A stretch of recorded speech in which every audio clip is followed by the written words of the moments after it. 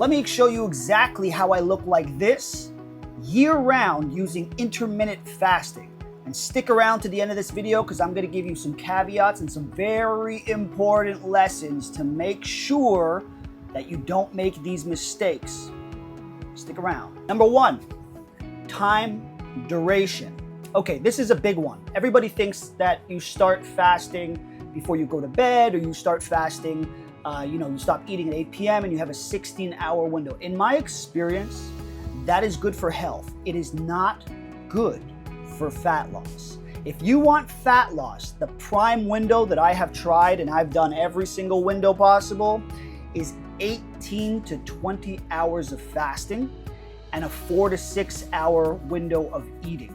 And if you want to start at 16 hours, you can, but just use it as a stepping stone.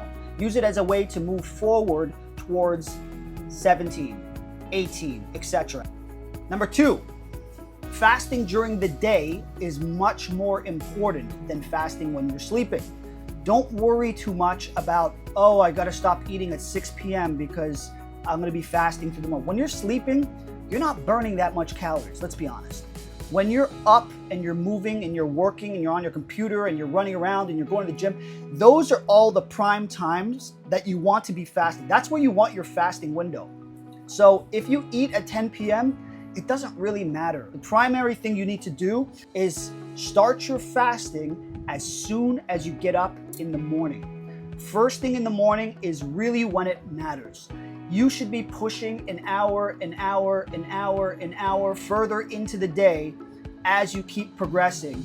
But it's best if you start pushing those window hours while you're awake, while you're in a period of activity, because you will burn more calories and you'll be more focused on what you're doing. Now, if you're one of those people that are really overweight or you suffer from obesity, there is something called OMAD, which is 1 meal a day.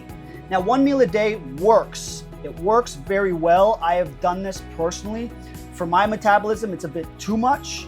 But if you are somebody who's obese, this is actually the route you should go. But I would only do this if you are above, I would say, 25% body fat. Maybe 20 on the lower end. Now on to the mistakes. Mistake number one, you need to eat exactly the amount of calories you were eating when you weren't fasting. Why? I'll tell you why. You have hormones in your body called SHBG. You have your free testosterone, and those two things are very important. It's more important than your actual total testosterone.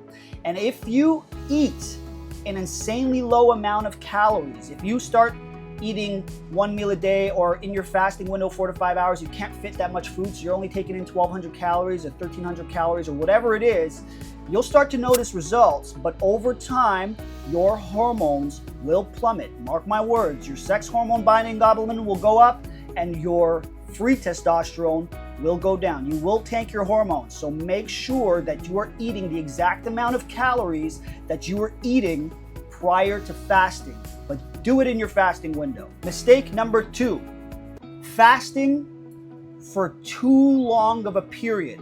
Every 90 days to 3 to 4 months, you should be spending 5 or 6 days of what you call refeeding, is when you are getting up early in the morning and you're starting to have breakfast again, just like you would any other time. Why are you doing this?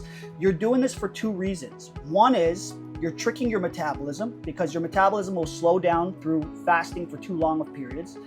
Two is you're resetting your hormones. So if your hormones start to go down because you are accidentally eating a little bit less calories, you can't fit as many calories in, it will restore that. And three, it will speed up your metabolism so that the week after that, when you jump back into fasting, it will accelerate. This is why people get it to a plateau where they get stuck, they start to lose all this body fat, and then all of a sudden their body starts to get kind of stringy and soft, and it looks like skinny fat, like there's a little bit of water retention. This is what happens when you put your body under this kind of stress for too long. So every 90 days, take 7 days, 6 to 7 days to refeed. That means getting up, eating a bunch of calories, do it for 1 week. Do not worry, you're not gonna gain fat in that week. Your body's gonna take what it needs. It's gonna literally fill you up. You're actually gonna look leaner, weirdly enough. And then after those 7 days, you go right back into 18 to 20 hours of fasting, and it works like magic. If you don't do this, you're gonna have results. Your results are gonna plateau and you're gonna start to look stringy. Your body's gonna start to look stringy. Your hormones are gonna start to go out of place. So make sure you don't make this mistake. Refeed every 90 days. So these are my secrets on intermittent fasting. Comment below on your experiences with intermittent fasting. If you have any questions in regards to intermittent fasting, I will answer every single comment in the comment section. So comment soon, and I'll see you next time. Ciao.